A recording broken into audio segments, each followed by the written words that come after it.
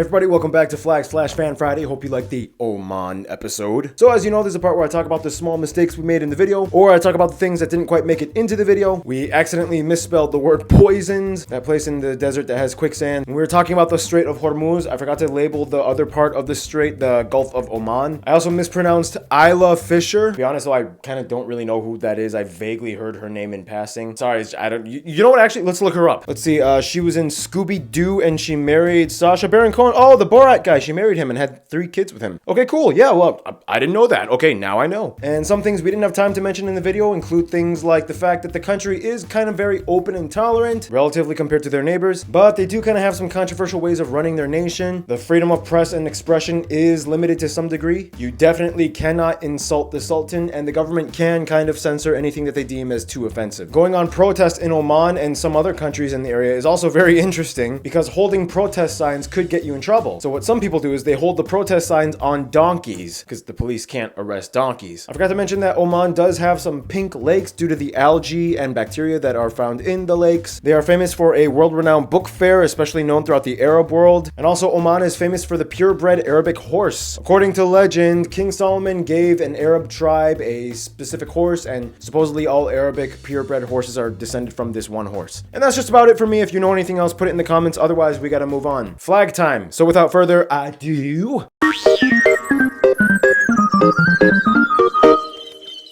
you know, it's funny, in the video, we nicknamed Oman the grandma of the Arab world. And a lot of you guys from Europe, especially like Germany and the Netherlands, you're like, oh, that's a very fitting name because in German or Dutch, you know, grandma is Oma. So Oman. Never really thought of that. That's cool. Anyway, the flag. The flag is actually a full red banner with added white and green bands extending 3/4 from the right side in. On the top left hoist, you have the national emblem, badge of the Albusaidi Dynasty. It depicts crossed swords over a khanjar, the national curved dagger. We will talk about this later. The white color has historically been tied to the imam or religious leader of Oman, whom has at certain times also been a political rival to the ruling sultan. It also symbolizes peace. The green color refers to the Jabal al-Akhtar or Green Mountains, which lie toward the north of the country, as well as the general agriculture and plant life found in the few semi-arid regions. Finally, the red color is a common color throughout the region, meaning many things and often representing the battles fought for the nation, which could also mean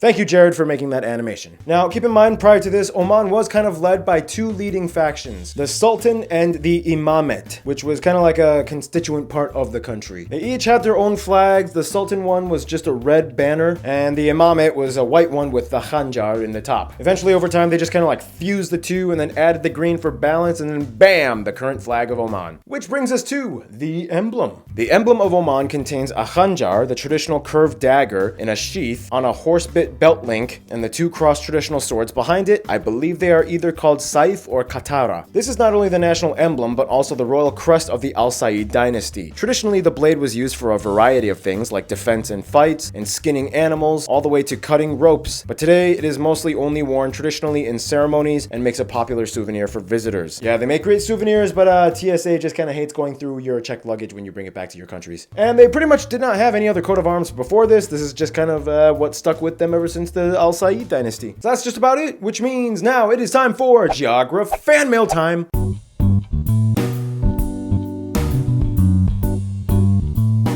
All right, welcome back. We're going to do it here in the studio again, and as you know, we always have to have guest stars. So welcome back, Hannah, Noah, and Keith. So I like camouflaged in with the.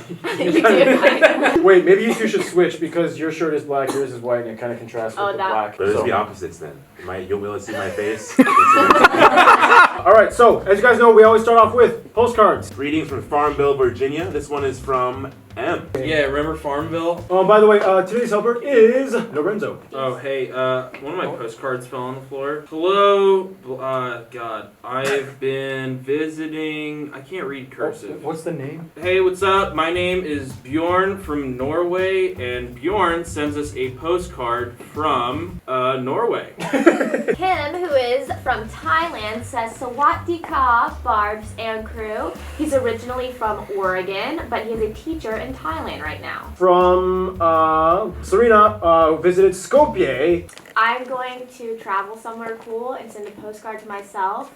and read it during Fan Flag Friday. I'll write one to you guys because I'm fans of Okay. everyone. All right, we have a very cool Salvador postcard here. It says here that, hey Barbie and team, salutations from Brazil. Me and my buddy Ben are from Vancouver, and they're currently backpacking through South Africa. Where my ancestors came from. Okay, well, actually, fun fact, my great-grandmother was featured in newspaper Sports in New York. Illustrated. She was... Well, basically, she was one of the last people that like crossed through Ellis Island, and so she got featured in the newspaper. One of the My last joke living is not people. funny anymore. This is from Luke in Gulshut. A postcard from Hamburger, Germany. Sam. Liechtenstein. Liechtenstein. And he's a huge fan of the channel. He says hi to everybody. I think your name is Damien. You visited Malta. If you're from Malta, send twisties. From Putri, from Yogyakarta, Indonesia. An actual geography that we met. Ah! That's awesome. Basically, Jenny, you're awesome, who is also in the Norway video. Yes, she is. She sends us a postcard from Swaziland, or now known as Eswatini. So thank you so much for sending us this card, and thanks for being on the show and all that stuff. You're awesome. Hans from China says, He literally says, I'm watching you. From Jack, who is from State College, Pennsylvania. It's a vintage postcard. All right, we got ourselves here a postcard from Estelle, a French Caribbean subscriber since the A or B episode. They sent us a postcard here from Mount St. Michael. All right, so that's all the postcards. Now we do letters and packages. So let's just jump into it. This is from the UK.